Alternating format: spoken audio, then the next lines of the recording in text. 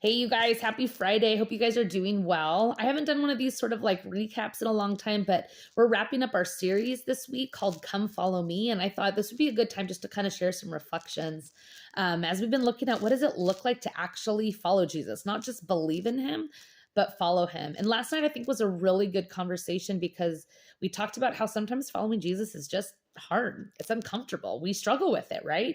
Whether it's because we're being made fun of at school because that we're a Christian or that we say we follow Jesus, whether it's because we just don't want to do it. Sometimes we just want to do what we want to do when we want to do it. And sometimes Jesus asks us to do things that we just don't want to do, whether it's forgiving someone or being kind to someone or loving them despite how they treat us, right? And so sometimes we can have conflict that we're struggling with wanting to do what we want, and Jesus wants us to follow him and to serve others. And sometimes those things are in conflict.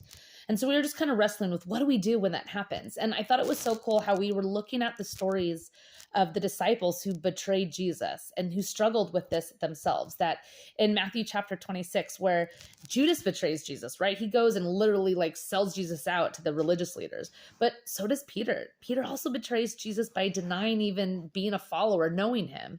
And then the other disciples in the garden, when Jesus says, come and pray with me, because he knows he's about to be arrested, right? And he's hurting and he's scared. He invites the disciples to pray and they just keep falling asleep, right? I mean, it's an interesting passage to read because we see all these moments where they're not staying loyal to Jesus. They're not sticking with him. They're not doing what he's asking them to do. And even Jesus struggles in the garden, right? He's getting ready to be arrested. And what does he call out to God? He goes, take this cup from me, please. But then when we were processing last night, we were talking about how this is a cool story for us because we see all of us are going to struggle with following Jesus. We're all going to have moments in our lives where it's hard or it's uncomfortable and it's not easy. And we can do what Jesus did. We can actually call out to God and ask him for help, like invite him into our discomfort, invite him into the challenge and the struggle and how we're wavering, right? And ask him to help us. And so I just want to encourage you that walking with Jesus, that's what it looks like.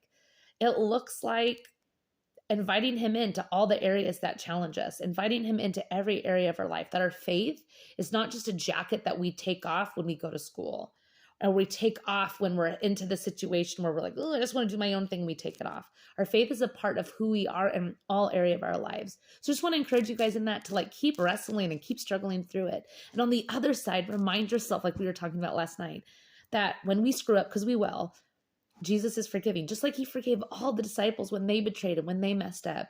Jesus loves us and he welcomes us back in. And he's so anti-cancel culture. Like literally, we think that Jesus cancels us when we mess up. And so we sort of give up on God and we give up on ourselves and our faith. But Jesus, he doesn't cancel us. So stick with him.